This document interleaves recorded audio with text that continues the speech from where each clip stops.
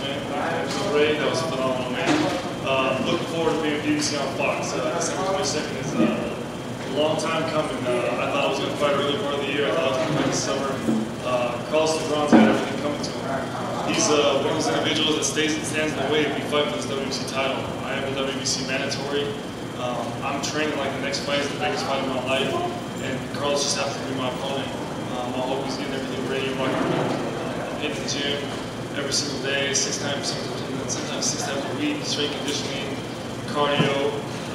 And anytime you guys see me put something up on a Sunday, man, I'm taking time with my family and my kids. Somebody's got to pay for that. It's been a long time coming. And this December, I'm going to put on a show that you guys haven't seen at Donald Breazeale in a while.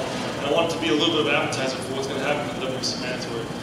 When I fight for that title, I fight for that belt, I want it to be fireworks. I want it to be wholehearted something. I want boxing fans that fell away from boxing fans to come back to be a boxing fan. I want them to see Dominic Breazeale as the next great American heavyweight champion. I'm looking forward to it.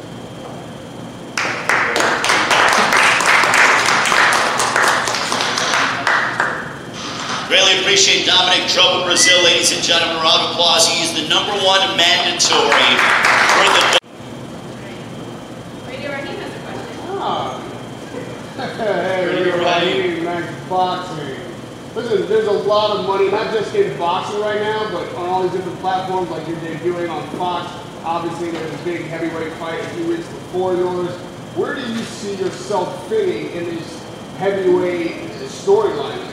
How is Dominic Breazeale enter into the conversation, the equation when it comes to big money and big heavyweight title fights? Taking the money side of things out of it first, just being one of the big title contenders. As we know, I did fight Joshua in 2016, came up a little short. I've also got a beautiful opportunity to come here with fight for the WBC title, so I see myself in the run of the muck. There's probably 4 big guys at the top, myself being one, Wilder, Fury, and Joshua, and I'm just fortunate enough to be still there at the top. Yes, there is a ton of money in the heavyweight game, not like any other division of boxing. It's a blessing in disguise, but at the same time, when heavyweight step in the ring, and leather starts to fly, it's a show to be seen. You know, there's a small possibility that the winner of this Wilder Fury fight sidesteps you for a bigger fight against Anthony Joshua.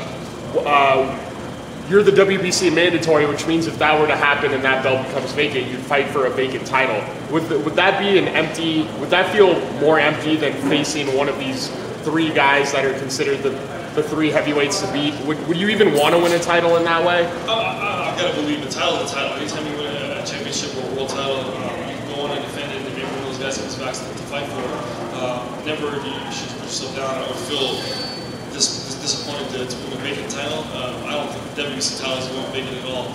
There might be some clauses that Wilder needs to face Fury again if he ends up losing his belt. But I've sit and waited this long. I'll continue to train. My trainer Manuel has done a great job of keeping me in the gym. So I'll stay busy. I'll stay focused. And if I've got to take a couple fights in between fighting for the world title, then so be it. That's what I'll do. And then just a follow-up. What do you think about? I mean, Negron's a pretty solid fighter. He's not like a tune-up level guy for someone in your position who has the title shot locked up. When this opportunity was brought to you, did you have any hesitation to face a fighter of this caliber rather than just kind of wait it out? No, not at all. When I sit and I talk to management group, Al has done a phenomenal job of giving me the right opponents at the right time. I've always asked to fight A-level type fighters. I never wanted to fight just a tune-up guy. Never going to catch me. I'm really part of a boxing show, not being televised. I want to be given the attention that I gave up. I want to put 110% in the gym. I want to fight a guy who's doing 310% from Saturday or Friday night. Across the run, came across the table. This guy 20-1. He's only been knocked down once. I've also got a Puerto Rican Olympian background, so his fundamental skills are there. He's got a boxing style. And on top of that, he's 6'6", 230 pounds. I'm 6'7", 250. We get in the ring and square off. Somebody's getting knocked out. No secret, you and Beyonce really don't like each other. How badly do you want to get your hands on him after all that's transpired? It's big for me. My wife and kids were involved at that incident. It's personal outside the ring. At the same time, I can't have anything that affects me when I go into the camp ready for the Wilder fight. But come lights, camera, action, out of the fight, it's gonna be me fighting the villain, me fighting the bad guy, me fighting the guy that I've been dreaming about fighting for the longest time. There might be a whole other trouble that comes out of Dominic Breazeale that night. But as of right now, that's my main focus is to get to that title shot against the WBC champion at the time. If the belt changes hands and it goes to Fury, I might be a little upset because I really want Wilder. Considering all that transpired, you mentioned your family. Is it fueling you more to make sure you get to that spot? Oh yeah, definitely. It's what I'm working for every day. It's why I'm running on Sundays when I should be resting. It's why I'm getting up at 5 a.m. and doing extra road work or eating the right way. I'm preparing now for Boston Ron like I'm preparing for Deontay Wilder. Have you spoken to the WBC in terms of what's next for you, and is if Deontay Wilder wins about the rematch clause and everything? Because you've been waiting quite some time and you've been rather vocal. We've seen you online, rather vocal in terms of you adamantly wanting that fight. Yeah, I'm adamantly pressing for that fight. The WBC hasn't really voiced what exactly is going to conclude with the winner of Wilder Fury. Of course, Wilder goes on; he's got to face me as mandatory. But as we all know, the president of the WBC has also voiced that he's got the opportunity to fight Joshua. From what I understand, that the Joshua Wilder fight's not going to happen. They can't come to terms. Would it be good for boxing to see those two go at it? Of course, two undefeated champions. We haven't seen that in a long time. But at the same time, don't push me aside. I've been working hard to get back to the top, and I've done so, I think, pretty well. So I've sat, I've waited long enough, given my opportunity. When did your waiting period begin? In terms of when I became the WBC manager, when I beat Eric Cunningham last November. Oh, so it's over. Is it 18 months or is it a year? I believe it's 13 months, but I didn't check into that. But it's been too long for sure. What do you have to say to people that may have given up on the heavyweight division during the Klitschko reign? You know, a lot of boring fights as far as action goes. What would you tell those fans now about the heavyweight division now? I think the heavyweight division is always been one to bring the sport of boxing home. You've got great heavyweights fighting, great heavyweight matches going on. It keeps boxing alive. People say that we lost a lot of our attention to the MMA, UFC world, which I don't believe happened at all. They're their own entertainment, we're our own entertainment. Anytime we have two big heavyweights clashing in the ring, like you have with Wilder and Fury, it becomes a big event, it becomes well recognized, and it gets the publicity that it needs. The heavyweight game hasn't been the same since the Holyfields, the Riddick Bows, but that's because you had an individual like this go. Not taking that from him. He's a great fighter, defended the title for several years, but it wasn't very entertaining. It was kind of methodical. It was 1-2 after 1-2. Sometimes people want to see more than that. They want to see an exchange win. Maybe sometimes the challenger or the champion get knocked down. In this situation, times have changed. You guys have seen me on the canvas a couple times. I've got to prevail and come off with a win or a victory. I don't do that on purpose. I'm sure my wife and kids don't like to see me get knocked down or get hurt. But I'm the type of fighter. I'm going to bring a fight every fight. Were there any conversations with you and Dillian Whyte this summer or anything like that? Yeah, there was some negotiation that went back and forth. Me and Dillian Whyte wanted to square off on who was the true WBC mandatory. I wanted the official way, abiding by the WBC rules. He went out and fought for a silver belt as the WBC challenger and thought he won at the time. And I give him the opportunity to square off and get in the ring and face me. Push him and shove. He didn't want to do it. Here we are. I'm still the mandatory, and he's a silver belt. Would that be something that you may want the winner of their fight, Chisora and White, if there's a rematch with Fury and Wilder, or Anthony Joshua per se? Yeah, in a realistic world, I think Wilder's got to abide by what White's got to abide by what I want. He's got to come here and fight me.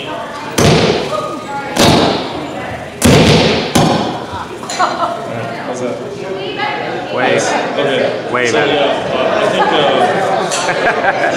they shooting. Out of Beverly Hills. Yes. Yeah, thank you, Lise. I think White's going to have to play on my terms. If he wants to, I'm the WBC manager. Why would I stoop down to his situation? I think it's a great fight for the fans to see. I think a lot of fans want to see it. Even when the dust settles, if Fury does happen to beat Wilder, do you have any guarantees from the WBC that you're getting a shot for sure? I don't, as of yet, I do not have a guarantee. Outside of the fact that I'm the WBC manager, if the belt stays with Wilder, that's my guarantee. My guarantee is the belt stays with Wilder. My guarantee is on fight 2. So Wilder's fighting Fury. If they got a rematch class, that fight's going to happen before I get a chance to get the title. At that point, I'll stay busy and stay in shape. I'll probably take another fight, maybe fight on the other card. But for me, the only guarantee I have right now is that the belt stays with Wilder. What was it about Carlos that made you decide, okay, I'm going to take the fight, it's been a while, let me get on TV, let me get, you know, I mean, he's a dangerous guy, a former Olympian, only lost once, I believe. Like, yeah, Carlos only lost once. Like I said, he's 6'6", 230. I've always been a guy that's going to take top-notch guys. I don't want somebody who's just going to come in and lay down or maybe fight for 1 or 2 rounds and just going to give up on the end. I want to prove that I've been in the gym, I'm staying focused, I don't have any cobwebs going on. And on top of that, you know, why not have a prelim fight for a guy like Deontay Wilder? Deontay Wilder is also 6'6", 230 pounds. We might as well stay focused on the task at hand. There was a lot of talk of you fighting Wilder in November. Were you preparing for that? Yeah, definitely. I've been going to try to avoid me as much as possible. I mean, if someone called me and said, hey, you got to fight Dominic Breazeale, I'm going to say, listen, we're going to push that as long as possible. I don't want to fight myself. It's just it's a daunting task. You said something before about Riddick Bowe being somebody that you really looked up to. I'm curious, what about Riddick Bowe as a fighter do you like, and is there anything you take away from his career or from his fighting style as another heavyweight, similar build, similar size? Yeah, I think with Riddick Bowe, I studied a lot of his fight film, watched his boxing style and how he carried himself. I can only speak on what I saw on the inside the ring, of course. But for being a big guy, big broad shoulders, didn't use his jab as much as everybody wanted him to, but at the same time, he put his combinations together real well. Anytime you get a big guy like Riddick Bowe or like myself that can fight on the inside, throw body shots, uppercuts, and they're proven to be able to be hit with a big shot, come back and win the fight, or come back and knock their opponent out. That says a lot. There's only so many things you can train in the gym for, boxing-wise. But I'm saying this from an athlete that played other sports before boxing. I've only been doing boxing 10 years now. Strength conditioning, road work, track, speed, agilities, plyometrics, it's all the same across the board from sport to sport. In boxing, of course, now we specialize. We've got the double end bag, the speed bag, the heavy bag, jump rope, shadow boxing, things like that. Never once do you ever sit down and have to work on your mental psyche. Never can you train while getting knocked down, or getting cut, or physically being behind on the cars. That part of it is all mental, which leads me to believe that boxing's got a lot of mental to it. And I believe Riddick Bowe at the time, when he was the top challenger and if not champion, had a lot of mental confidence and understanding that he was a lot more than what people just saw inside the ring. Follow up to that, when you made the transition from being a football player to a boxer, what was the hardest part of that transition for you? I've got to say, for me, I always keep going back to it. It's got to be the road work. In football, there's gasses, there's sprints, there's time plays, whatever it may be. When I was first told that I had to run a mile, I looked at the trainer like he was crazy. There's no way in heck I'm running a mile. I ran a mile before my life. And then as it progressively went on, I was running 3 miles. Now I'm doing 3 to 5 miles a day. But I think the level of conditioning went to a whole other level from football to boxing. At the same time, in football, you've got a team around you. And if you've got a bad play, you need to take a play off, tap out, go and sit inside for a while, you can do so. In boxing, there's nobody to tag in, there's no teammate. I can't come back to the corner and say, here coach, take my mouthpiece, you go in there and fight it. That's not how it works. It's one-on-one, man-on-man. Can you break down Fury Wilder for us? Break down Fury Wilder. I say going 2 different ways. In Fury's favor, actually, we start with Wilder's favor. In Wilder's favor, Wilder comes out and presses the issue in the first round. Maybe he doesn't catch up to Fury because Fury understands that it's going a certain way. We all know Wilder can get a little crazy at times, so he might throw some crazy circus act of a slap punch or a high uppercut for all I care. Second round, they might settle in a little bit more. And I think between the second and the 6th round is when the rounds are going to be won by Fury. And when I say that is because he's going to be doing unorthodox types of things that Wilder's never seen before. And at the same time, Wilder might not be able to ever catch up to him. He's basically looking off one big right hand. And I've told him before in the past, if Wilder does catch up to Fury and lands a big right hand, he might get the knockout. It's the heavyweight game. We can all learn to it. There's so many pounds of pressure that you can take, right? So if you land a solid shot, it's a wrap. But at the same time, if he goes the distance, which Fury is known to do, he's going to win it. He's going to win the fight. So you have Fury winning? I got Fury winning at the distance. Okay. I got Wilder winning by knockout. The idea of having a Fury Joshua fight is far-fetched, but if it does happen, I see Joshua winning that fight by knockout as well. Why is it far-fetched? It's just two different personalities, 2 different charismatic individuals. The Wilder Fury fight happens because they're both crazy. They both got this crazy nonsense going on with their mental psyche and confidence. So it kind of works for them. Of course, with Joshua, you can see he's 100% businessman. He's business outside the ring, business inside the ring. He's not going to deal with any of this, hoopla nonsense. All right, thank you, everyone. Thank you, Dominic. Thanks, man.